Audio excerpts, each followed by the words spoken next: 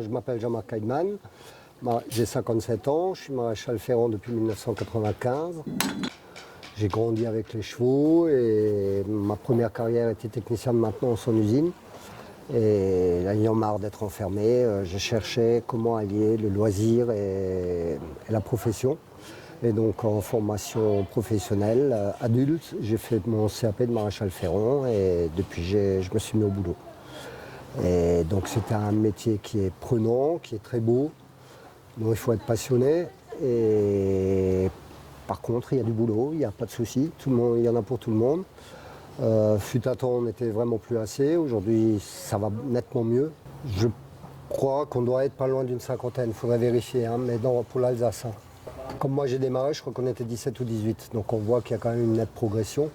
En premier, il faut analyser, quand on cherche un cheval, déjà il faut analyser sa démarche, s'il marche droit, s'il est équilibré, ses aplombs, toutes ces choses-là qui sont importantes pour sa santé, parce que pas de pied, pas de cheval, hein, c'est un vieil adage. Et donc une fois que ça c'est fait, on passe au déferrage, au parage pour essayer de rectifier les aplombs. Donc, le parage, c'est le fait de couper l'excédent de corne qui a poussé, hein. En gros ça pousse d'1 centimètre par mois.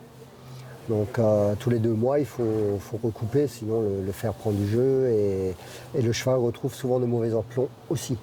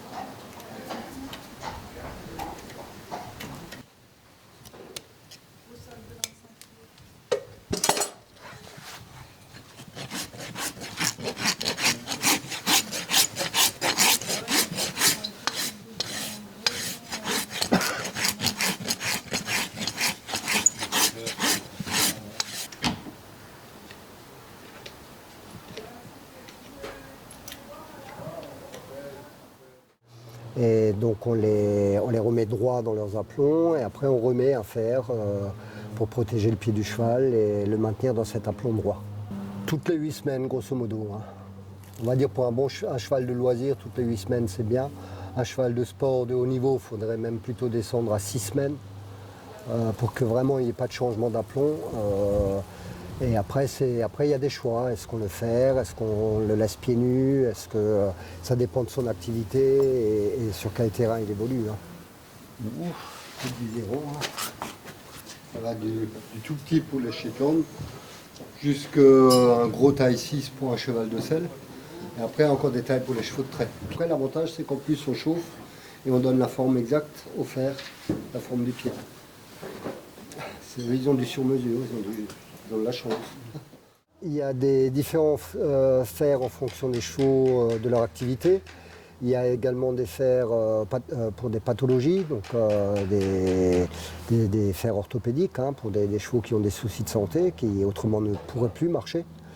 Alors il y a pas loin je dirais une cinquantaine de modèles différents. Hein. Beaucoup de gens pensent qu'il n'y a qu'une forme, mais il y a plein de formes et il y a plein d'alliages différents. Hein. Au jour d'aujourd'hui, on a des fers en plastique à coller, on a les fers en fer doux, le fer basique, on a des fers en aluminium.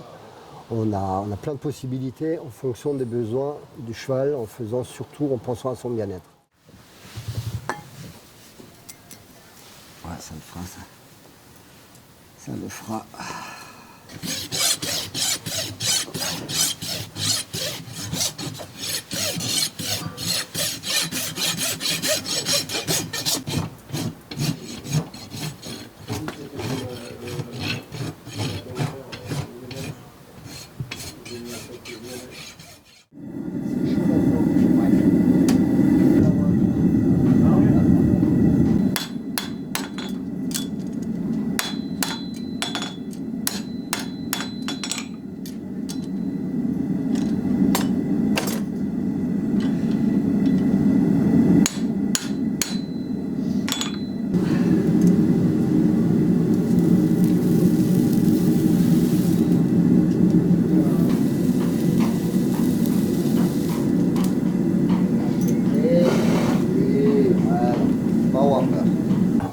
voyez, la branche, elle est arrondie, et moi, il m'en faut une droite.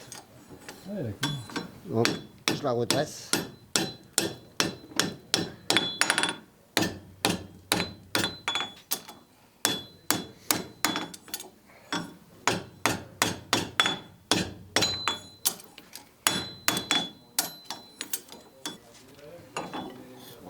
Ok.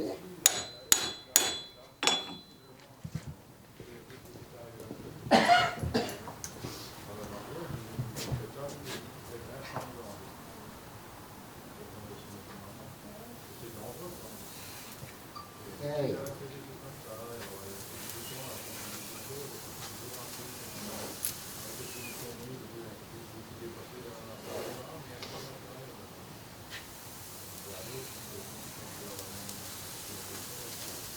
Très bien.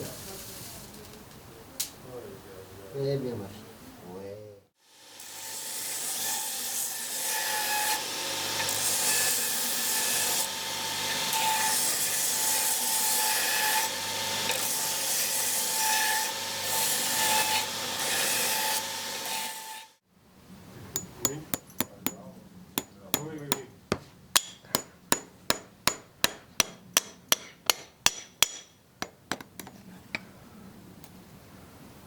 Non, faut que ça me réorganise tout ça. Il paraît, ouais. Franchement, je suis réussi, c'est des trucs comme ça.